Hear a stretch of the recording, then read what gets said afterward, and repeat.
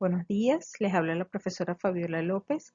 Hoy vamos a culminar la unidad número 2 sobre propiedades del agua de mar de nuestro curso de oceanografía descriptiva y abordaremos el tema de presión y densidad en el agua de mar.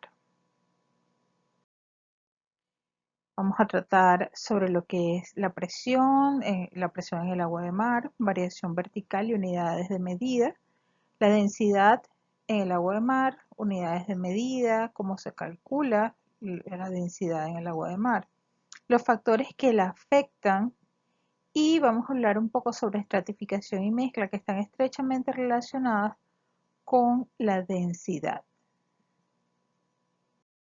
Iniciaremos hablando sobre la presión en el agua de mar. La presión es definida como la cantidad de fuerza que es ejercida por unidad de área. En el Sistema Internacional de Unidades, la unidad de fuerza es el newton y la unidad de área es el metro cuadrado, por lo que entonces la presión es expresada en newton por metro cuadrado.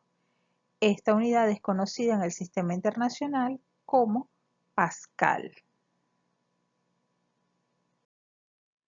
A menudo encontramos expresados los pascales con uno de sus múltiplos, como megapascales o kilopascales. Además de esta unidad, existen otras que son de uso bastante frecuente, como los milímetros de mercurio, también llamados Torr, en homenaje a un investigador italiano de apellido Torricelli. Seguramente ustedes conocen los milímetros de mercurio por su uso en química y porque es la unidad en la cual se mide la presión sanguínea. De hecho, los milímetros de mercurio representan la cantidad de mercurio que subía en una columna cuando se estaban haciendo mediciones en los barómetros. Otra unidad para medir la presión con la cual seguramente han estado en contacto es el PSI o libra por pulgada cuadrada. El PSI es empleado en la medición de la presión en las ollas de presión, por supuesto, en los autoclaves y en los equipos que se utilizan para medir la presión de los cauchos de las llantas. Esos usualmente vienen en PSI. También es probable que conozcan la atmósfera. Esta es una unidad que está prácticamente en desuso, pero que representa a nivel del mar la relación entre la presión atmosférica y la altura. Es decir, a nivel del mar hay una altura, hay una presión de una atmósfera y a medida que se asciende en la atmósfera va incrementándose la presión. La unidad que utilizamos en oceanografía y es la que ha estado sustituyendo a la atmósfera se conoce como bar. El bar es aproximadamente igual a la presión atmosférica en la Tierra a nivel del mar. Un bar equivale a 100.000 pascales. Pero más importante todavía que esa equivalencia es que la presión se incrementa 1 decíbar por cada metro de profundidad. El decíbar es una fracción decimal del bar. Es decir, si yo tengo 5 decíbares, estamos hablando entonces de 5 metros. Algunos aspectos relacionados con variaciones horizontales de la presión vamos a abordarlos cuando veamos la clase de dinámica oceánica. Por ahora solamente vamos a tratar variaciones verticales de la presión. La figura muestra cómo varía la presión respecto a la profundidad. Y aquí quiero hacer una aclaratoria en particular sobre la figura, porque si bien la presión es la variable dependiente y la profundidad es la variable independiente y deberían estar ubicados de forma inversa en los ejes, es usual que en oceanografía se coloque en variaciones verticales la profundidad en el eje de las Y, una forma de observar mejor la variación vertical.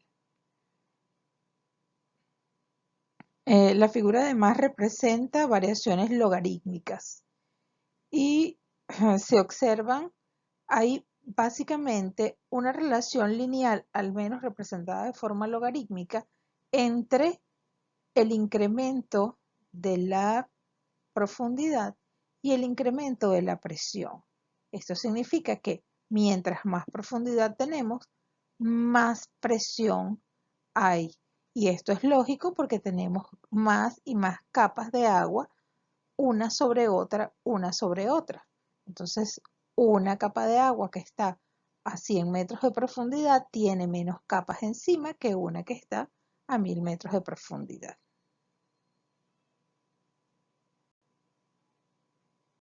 La presión ejerce un efecto interesante sobre la temperatura. El agua de mar es casi, pero no del todo, incompresible, es decir, se puede comprimir muy poco. Un aumento de la presión hace que una parcela de agua se comprima ligeramente. Esto aumenta la temperatura en la parcela de agua. Noten en la figura que ese incremento de temperatura no se debe a ningún intercambio de calor. Este incremento que ustedes observan acá, a esta profundidad de 5000, 6000 metros, no se debe a ningún intercambio de calor. Si se produce sin intercambio de calor con el agua circundante, se habla de una compresión adiabática. Y esta temperatura se conoce como temperatura in situ, que es la medida con el efecto de la presión. Noten además que esto comienza a ocurrir aproximadamente a partir de los 1000 metros de profundidad. La temperatura que se mide sin el efecto ejercido por la presión se conoce como temperatura potencial. O sea, el concepto de temperatura potencial es aquella temperatura que alcanzaría el fluido si se llevara adiabáticamente, que significa sin intercambio de calor, hasta la superficie. Es decir, si nosotros tomáramos esta capa de agua y la lleváramos a la superficie, esa sería la temperatura que realmente tuviese sin el efecto de la presión. La diferencia entre la temperatura potencial y la temperatura in situ es realmente pequeña. O sea, va a parecerles que una diferencia que no es mayor a 1,5 centígrados es pequeña. Sin embargo, en términos de oceanografía, de cálculos de densidad y de estabilidad de la columna de agua, es bastante importante. Entonces, sí necesitamos tomar en consideración la temperatura potencial. De hecho, lo que se mide en oceanografía siempre es temperatura potencial. ¿Recuerdan cuando vimos la clase sobre temperatura que existían unos termómetros invertidos, reversibles, protegidos y no protegidos? Estos termómetros protegidos y no protegidos lo que medían antiguamente era el efecto de la presión sobre la temperatura. Para eso servían esos termómetros. Ahora toquemos una de las propiedades más importantes del agua de mar, que es la densidad. La definición escolar que nosotros hemos tenido siempre de densidad establece que esta es la relación entre la masa y el volumen, entre la masa de un objeto y su volumen, entre la masa de un fluido y su volumen. La unidad con la cual se expresa la masa es el kilogramo y la unidad de volumen el metro cúbico. Por lo tanto, la unidad del Sistema Internacional de Unidades para la densidad es kilogramos por metro cúbico. También se pueden utilizar submúltiplos, gramos por centímetro cúbico. Eso también es bastante frecuente. La densidad del agua pura es 1000 kilogramos por metros cúbicos. En el océano abierto, la densidad superficial varía entre 1021 y 1070 kilogramos por metros cúbicos. Si ustedes observan, lo único que varía son los últimos 4 dígitos. Por esta razón, es frecuente que solamente se exprese la densidad en función de estos últimos 4 dígitos. De esta forma, entonces, el símbolo utilizado para representar la unidad, que era la letra griega tita, la sustituyen por este símbolo que es el sigma.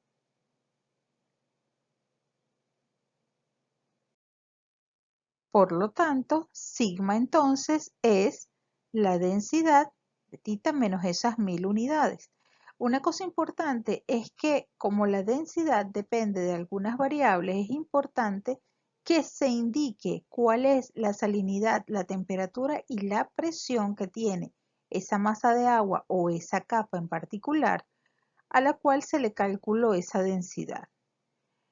Cuando las mediciones además se realizan en superficie antes de los 1000 metros de profundidad, y yo sé que biológicamente 1000 metros es importante, pero a nivel oceanográfico ustedes acaban de ver en el gráfico de cómo la presión influye sobre la temperatura, que se vuelve realmente importante a partir de los 1000 metros. Entonces cualquier medición de densidad antes de los 1000 metros de profundidad suele omitirse la parte del cálculo relacionada con la presión y entonces se calcula, perdón, solamente la densidad en función de la salinidad y la temperatura.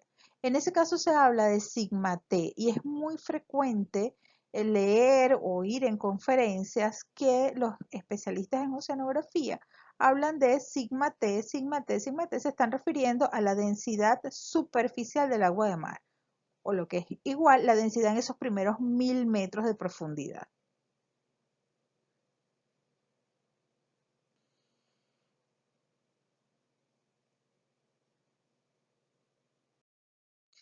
El cálculo de la densidad no es tan sencillo como dividir la masa entre el volumen. Existe una ecuación creada en 1981 por Millero y Poisson, que es la ecuación internacional de estado del agua de mar, y fue pues asumida por la IAPSO en sus acuerdos. Para el cálculo de la densidad, entonces, lo que se considera es la densidad superficial sin el efecto de la presión dividido entre 1 menos la presión entre un coeficiente llamado K. Estos coeficientes de densidad superficial y K son polinomiales. Esos coeficientes polinomiales son los que observan en esta lámina. No se asusten con la cantidad de números, realmente son bastante sencillos de resolver, son constantes con valores de temperatura, salinidad y en el segundo caso también presión elevados al cuadrado, a la tercera potencia, a la cuarta o con raíces cuadradas, pero realmente no es nada complicado, un poco tedioso de programarlas en Excel, en MATLAB, pero nada que no se pueda realizar. La densidad depende de 3 variables: temperatura, salinidad y presión, como lo acaban de ver en la ecuación internacional de estado del agua de mar. De ellas, la temperatura es la que más influye en la densidad a nivel superficial, ya que pues, el rango de temperatura es mayor que el rango de salinidad. Y solo en zonas polares la salinidad afecta más significativamente a la densidad que la temperatura. Esto pasa porque allí pues, las temperaturas oceánicas son bajas y prácticamente permanecen constantes. Veamos primero cuál es el efecto que la temperatura ejerce sobre la densidad. Y para simplificar voy a utilizar la definición escolar de densidad es igual a masa sobre el volumen. Fíjense algo, la densidad está relacionada con el empaquetamiento molecular, ya que un mayor empaquetamiento de moléculas en un espacio determinado se traduce en mayor densidad. La densidad aumenta al disminuir la temperatura. Y esto pasa porque las moléculas pierden energía y se ralentizan, por lo que el mismo número de moléculas ocupa menos espacio. El resultado es que ese espacio ahora puede ser ocupado por una mayor cantidad de moléculas. Así entonces, en el mismo volumen se puede incrementar la masa y de esta forma incrementa la densidad. Esta contracción que causa las temperaturas frías se llama contracción térmica. Entonces, disminuciones de la temperatura causan aumentos de la densidad. En el caso de que sea contrario, que la temperatura se incremente, entonces vamos a tener el caso contrario, una disminución de la masa que puede ocupar la misma cantidad de moléculas y una disminución de la densidad. Entonces, incrementos de temperatura hacen que la densidad disminuya. En resumen, la densidad es inversamente proporcional a la temperatura. Les acabo de decir que disminuciones de la temperatura incrementan la densidad. Y esto en el caso del agua es cierto hasta una temperatura en particular. La figura representa la temperatura en el eje X y la densidad en el eje Y. La línea verde muestra el comportamiento de la mayoría de las sustancias que existen sobre el planeta y pueden notar cómo disminuciones de la temperatura incrementan de forma lineal la densidad por el empaquetamiento, la contracción térmica de las moléculas. En el caso del agua, esto ocurre de manera similar, pero solo hasta los 4 centígrados. A partir de esta temperatura, los 4 centígrados, ya el agua no acepta más contracción térmica y comienza el proceso de cristalización. Durante el proceso de cristalización, en lugar de contraerse las moléculas, lo que hacen es expandirse para dar esa característica forma hexagonal que tienen los cristales de hielo. Y en lugar, entonces, de incrementar la densidad, lo que hace es disminuir. Esta es la razón por la cual el hielo flota, siendo el hielo teniendo el hielo una temperatura inferior a la del agua. Bien, veamos ahora cuál es el efecto de la salinidad sobre la densidad. Para esto hay que recordar que el agua no es solamente H2O, sino que en el caso además del agua de mar, contiene una gran cantidad de cloruro, sodio y otros elementos de los cuales hablamos la clase pasada. Mientras mayor sea la cantidad de esos elementos, mayor es la salinidad e implica entonces que existe más cantidad de masa. Al incrementar la masa, se incrementa también la densidad, por lo que aumentos de salinidad implican entonces aumento de densidad. Por el contrario, cuando la salinidad disminuye, hay menos masa disponible y la densidad también disminuye. Es decir, disminuciones de salinidad implican disminuciones de densidad. En resumen, la densidad es directamente proporcional a la salinidad. Quiero que observen ahora este video en el cual van a observar una demostración en el laboratorio de la influencia de la salinidad en la densidad. Los autores colocaron en un acuario separado por una pared de vidrio agua dulce y agua salada. Luego quitan la pared de vidrio para que ambas se mezclen y sin tocarla realmente no se produce una mezcla entre los dos tipos de agua, sino que la capa de agua salada se ubica en la parte más baja porque es más densa y el agua dulce termina ubicada en la superficie porque es menos densa.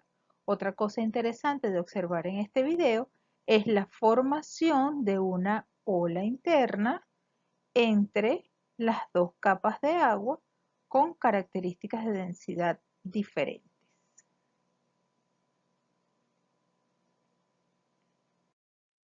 Ahora veamos cuál es el efecto que ejerce la presión sobre la densidad.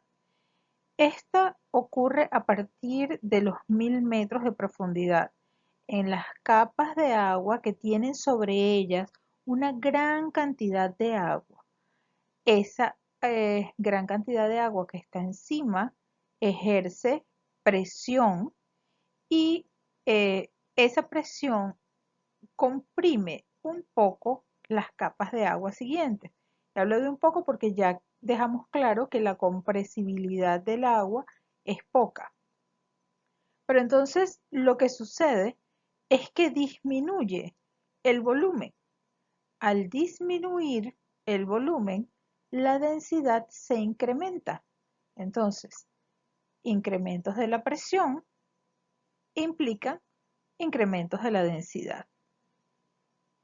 De nuevo, por el contrario, si la presión disminuye, aumenta entonces el volumen y disminuye la densidad. En resumen, la densidad es directamente proporcional a la presión. Vamos a analizar ahora un poco cómo es la distribución horizontal de la densidad del agua de mar. Esta figura ya la hemos analizado en la clase de temperatura y en la de salinidad. Ahora nos corresponde analizar la última línea, que es la de densidad, marcada en este caso con color rojo. La escala de densidad se encuentra acá y representa entonces la figura la distribución latitudinal, es decir, en todo el planeta, de la densidad. Noten que la densidad varía desde 22, esta densidad está representada como sigma t, desde 22 hasta 27 kilogramos por metros cúbicos, aunque aquí no aparece exactamente la unidad. Y el comportamiento de la densidad es inversamente proporcional a la temperatura. Es más elevada en las zonas polares, donde la temperatura es más baja, el agua es más fría, y a medida que la temperatura se incrementa, la densidad va disminuyendo. Esto es cierto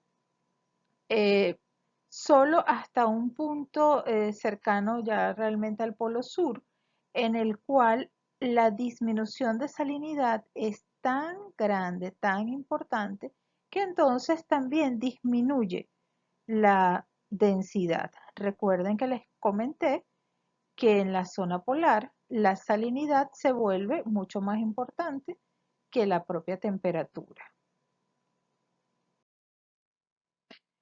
Ahora analicemos cómo es la distribución vertical. Si tenemos claro que la distribución es inversa a la temperatura, es lógico que tengamos una distribución vertical también inversa a la normal que observamos en una columna de agua para temperatura.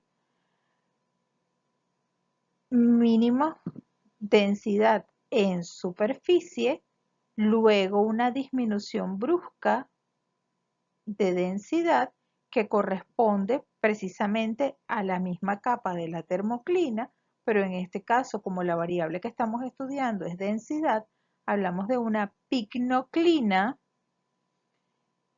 y luego al estabilizarse la temperatura, entonces también se estabiliza la densidad. Y estas disminuciones son mucho más pronunciadas en el ecuador porque los cambios de temperatura son más bruscos en el ecuador que en la zona tropical o en latitudes mucho más altas. La densidad de una masa de agua influye en su posición y movimiento. Para conocer el grado de estratificación, lo que estudiamos es el gradiente vertical de densidad. De allí gran parte de la importancia de la densidad. Las diferencias de densidad determinan la posición vertical del agua del océano y hacen que las masas de agua floten o se hundan, y de esta manera entonces se crean las corrientes oceánicas profundas. Vamos a ver las tres posibilidades que existen de distribución de densidad en la columna de agua. En primer lugar, tenemos una columna de agua en la cual la densidad de la primera capa es menor que la densidad de las siguientes capas. Quiere decir entonces que la densidad se incrementa con la profundidad. Si la densidad entre ambas capas es distinta, entonces hay un gradiente respecto a la profundidad. Es menor a cero, hay un gradiente. Pero si este gradiente es de un incremento de la densidad, la columna está estable. Se dice que la columna es estáticamente estable. Es decir, no se producen movimientos verticales. En el segundo caso, tenemos una capa superior cuya densidad es mayor que la capa inferior. Y esto puede ocurrir en ciertas ocasiones, sobre todo en la zona polar cuando existe un rápido enfriamiento o una rápida salinización. Cuando esto pasa, que la densidad de la primera capa es menor que la de la segunda, hay estratificación, porque la estratificación implica capas con características distintas. Hay un gradiente, sí, la densidad está variando respecto a la profundidad, pero ¿es una columna de agua estable? No, no es una columna de agua estable, es inestable. Esto lo que hace es generar movimientos verticales. Esta capa, que es más densa, va a tender a hundirse y a generar esos movimientos verticales. De ese tipo de corrientes vamos a hablar la próxima clase. En el último de los casos, tenemos una columna de agua cuya densidad es la misma en toda la columna. Entonces, la densidad de la primera capa es exactamente igual a la segunda. Esto quiere decir que no hay gradientes, la densidad no está variando respecto a la profundidad. Y entonces tenemos una columna de agua que estáticamente es neutra. En este tipo de columnas de agua no hay movimientos verticales. Entonces tenemos tres tipos de columna de agua. La estáticamente, desde el punto de vista de estabilidad estática, la estáticamente estable, en la cual la densidad se incrementa con la profundidad, la estáticamente inestable, en la cual la densidad disminuye respecto a la profundidad, y la neutra, cuya densidad es exactamente la misma en toda la columna de agua. Con esto vamos a finalizar la clase del día de hoy. La semana que viene vamos a hablar sobre masas de agua y circulación termoalina. Y hoy me voy a despedir con una frase del astrónomo norteamericano Carl Sagan. Él decía que la ciencia es más que un simple conjunto de conocimientos, es una manera de pensar. Y yo le añadiría que es un estilo de vida. Traten de vivir la ciencia, no solamente la estudien, vívanla. Buenos días.